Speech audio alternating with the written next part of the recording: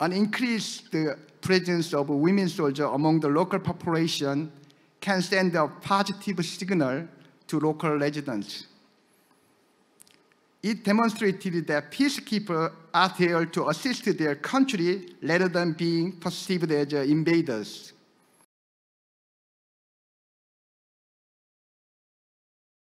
Good afternoon, Excellency and distinguished guests, ladies and gentlemen. I'm Colonel Dongsu and currently serve as a director of the Republic of Korea PKO Center. Korea PKO Center has in charge of pre-deployment training and research of security issues related to peacekeeping operation. It's both an honor and an obvious moment for me to deliver my speech in such an important event. I wanted to begin by asking for your understanding, because English is not my native language. To make sure I communicate clearly, I will prepare a script for today's speech. This year, I received a special medal from Army Headquarters, celebrating my 30 years of military service.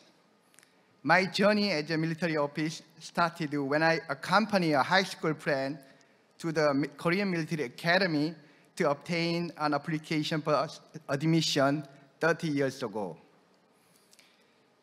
Ironically, while my friend who originally dreamed of becoming a military officer was rejected, but I ended up being accepted.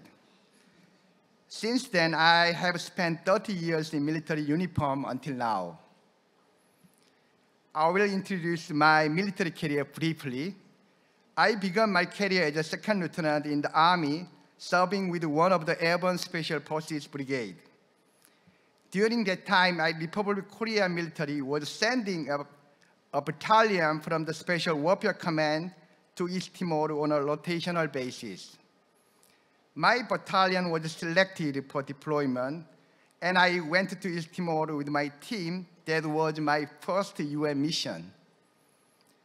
My second overseas deployment was in Iraq as a part of multinational forces. For my third mission, I served in UNMISS, South Sudan. After I promoted colonel, I served as a ROCKBAT commander in UNIFIL, Lebanon, marking my first overseas deployment. After completing my service in Lebanon and returning to Korea, I unexpectedly found myself serving as the ROCKBAT commander in Lebanon again due to a sudden change in leadership. In total, I spent 17 months in Lebanon, and my UN medal from UNIFIL recognized my 3 deployments there. Most of my career in Korea, I served in Special Forces unit as a company and field battalion commander, and chief of staff of battalion, etc. Today, I'd like to mention about the participation of women soldiers in PKO mission based on my experiences. In my first UN mission in East Timor, I was responsible for security duty at IDP camp in Dili, and next I also served as the local security unit leader in the small town known as Tutuala. During my deployment, I worked with my team, altogether 12 members. The living conditions in that region were extremely challenging. We used the candle because there was no electricity, and the limited water supply made it impossible to have proper showers. At the time, we stayed in an old house previously used by local. There were 3 rooms, one for command and control, and the other 2 for sleeping. 6 of us shared a small room, and my personal space consists of a single military bed with a mosquito net. That was all that I was given to me. Additionally, we received food supply from the battalion headquarters once a week, but we had to prepare and manage our own meal. With no electricity and no refrigerator, we used the chiller ice boxes to prevent the food from spoiling. However, Due to the hot weather, we often had to worry about food spoilage just after 3 days. Despite these challenges, it was a fulfilling and enjoyable time in my life. In such conditions, the participation of women soldiers would have been limited and challenging.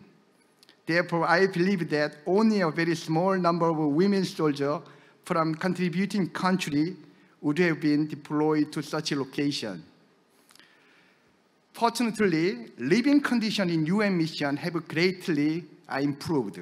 Nowadays, with the widespread use of housing containers, independent accommodation are provided, and the use of a generator for electricity has become common.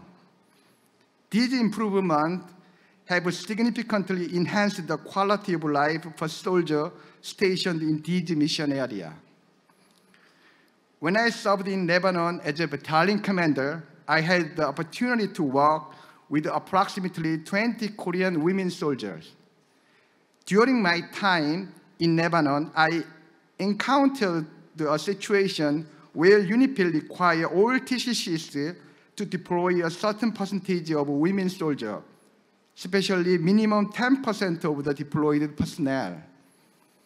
Regrettably, we were unable to meet this percentage. As a response, I actively advocated for an increase in the participation of women soldiers. I brought this matter to the attention of the Minister of National Defense and the Army headquarters. As a commander in field, I believe that women soldiers are highly valuable for mission success. Women soldiers are especially valuable in missions that require interaction with the local female population, half of the total population. In some missions, there are cultural norms that discourage contact or conversation between local women and foreign men, particularly in specific religious communities. Consequently, tasks involving interaction with these individuals can only be carried out by women soldiers. For instance, body searches and interview to local women should be conducted by women soldiers. Moreover, in areas where peacekeeping forces are viewed with suspicion of as potential aggressors, an increased presence of women soldiers among the local population can send a positive signal to local residents. It demonstrated that peacekeepers are there to assist their country rather than being perceived as invaders. For this reason, I hope that more women soldiers will be deployed to peacekeeping missions in the future, enabling them to contribute more. I believe that within the current Republic of Korea military, women soldiers should be more actively integrated into operational units that directly engage with the local population. Extending beyond this step and supporting group, women soldiers operating armored vehicles, handling machine guns, and performing tasks like patrolling and guarding in PKO mission can indeed have a positive impact on the core mandate. I agree that it is essential to create an ecosystem that encourages more women soldier participation in PKO mission. However, it's important to recognize that the military forces operate in a challenging and often dangerous condition. Women soldiers are not just women, they are soldiers capable of performing their duty within the military framework. Improving the condition for all peacekeepers is a collectively responsibility that the UN and all contributing countries should prioritize and address. And based on my experience, I have observed significant progress in this regard. The former UN Secretary General Dag Hammarskjöld once said, "Peacekeeping is not a job for soldiers, but only soldiers can do it."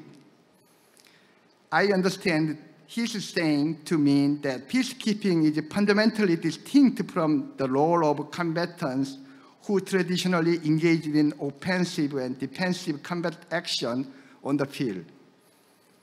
Peacekeeping does the role of the referee in the soccer game rather than a player on the field. Referee must be acknowledged by both teams, and each should keep the game with fairness without bias. Peacekeepers should not conceal themselves from all sides, like host government, rebel, local civilian, etc. Instead, they should clearly indicate their presence by wearing the distinctive blue helmet and vest.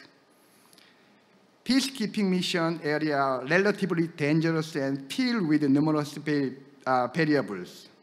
Therefore, Dag Hammarskjöld stated that only soldiers are capable of carrying out successful peacekeeping mission. Soldiers are specially trained and prepared to operate effectively in all kinds of challenging battlefield environment. I personally experienced a dangerous situation when I was detained by locals in South Sudan. Some of them were armed with AK rifle, and I felt a strong sense of fear when I was left unarmed and alone in such a circumstance. I also have some memory of enduring difficult conditions during my mission, such as not being able to shower for several days in East Timor, sweating profusely in hot weather, developing rashes all over my body, and suffering malaria, which required hospitalization. These challenging conditions have become special memory in my mind. I'm not an expert on gender issue, and I can provide a specific recommendation regarding what is needed to expand the number and role of women soldiers in PKO mission or the institutional improvement required. However, as a man and soldier who has worked in UN mission with the women soldiers, I'd like to make some final remarks. Peacekeeping missions, as I mentioned before, are significantly distinct from combat situations. We are not directly engaged in battlefield, but rather play a role in mediating, monitoring, providing security and humanitarian support, etc., in a relatively dangerous and challenging environment.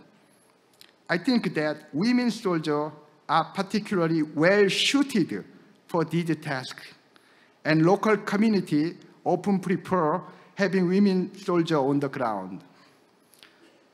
Lastly, I hope to see more women soldiers out of the field contributing to global peace and security. Please don't blame me for not giving a more gender-friendly speech. I'm very supportive of women because I'm a father of 2 daughters. Thank you for your attention.